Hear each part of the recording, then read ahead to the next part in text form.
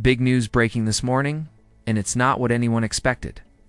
Before we dive into the latest on the government's immigration policy, let us talk about a shocking development. A fire erupted overnight at the private London residence of Prime Minister Keir Starmer. Reports say the incident happened just after 1 a.m. in Kentish Town. Neighbors described hearing a loud explosion, followed by flames at the front entrance. The London Fire Brigade responded swiftly, containing the blaze before it could spread further. But what's really raising eyebrows is the heavy police and forensic presence at the scene all day. This isn't your average kitchen mishap.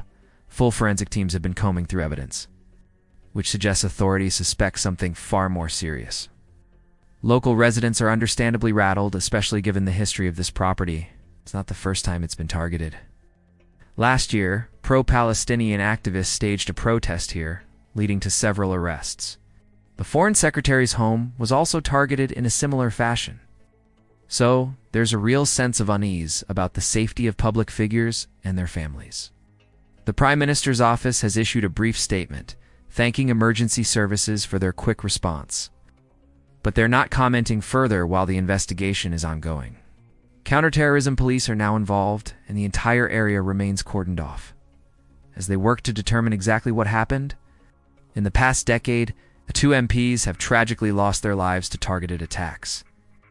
It's a sobering reminder of the risks faced by those in public service, regardless of their party or background. We spoke to several MPs, and the consensus is clear. The safety of elected officials must be a top priority. One MP told us, "It doesn't matter which party you represent, everyone deserves to feel safe in their own home." We need to work together, across party lines, to ensure that happens. But not everyone agrees on how well the system is working. Some argue that there's a double standard in how threats against politicians are handled. For example, incidents involving Reform Party members like Nigel Farage have sometimes resulted in little or no jail time for offenders, even when the attacks were serious. Meanwhile, other cases have seen harsher sentences handed down for less severe offenses. This has led to accusations of inconsistency and even bias within the justice system. Others push back, insisting that the judiciary and police are independent and do their best under difficult circumstances.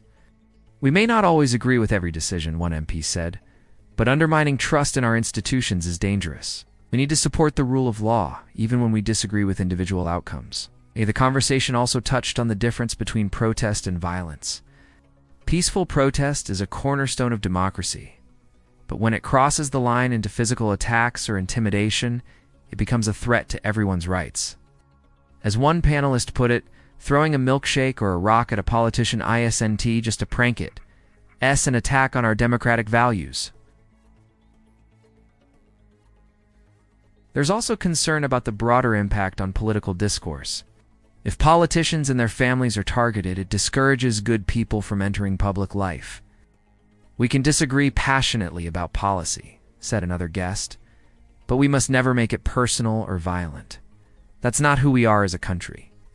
As the investigation continues, we'll keep you updated with any new developments. For now, the message from across the political spectrum is clear. Violence and intimidation have no place in our democracy.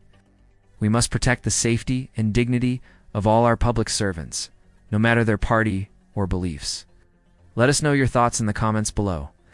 Do you think enough is being done to keep politicians safe? Is there a double standard in how these cases are handled? And how can we ensure robust debate without crossing the line into hostility? Thanks for watching. Don't forget to like, subscribe, and hit the bell so you never miss an update. Stay safe, and see you in the next video.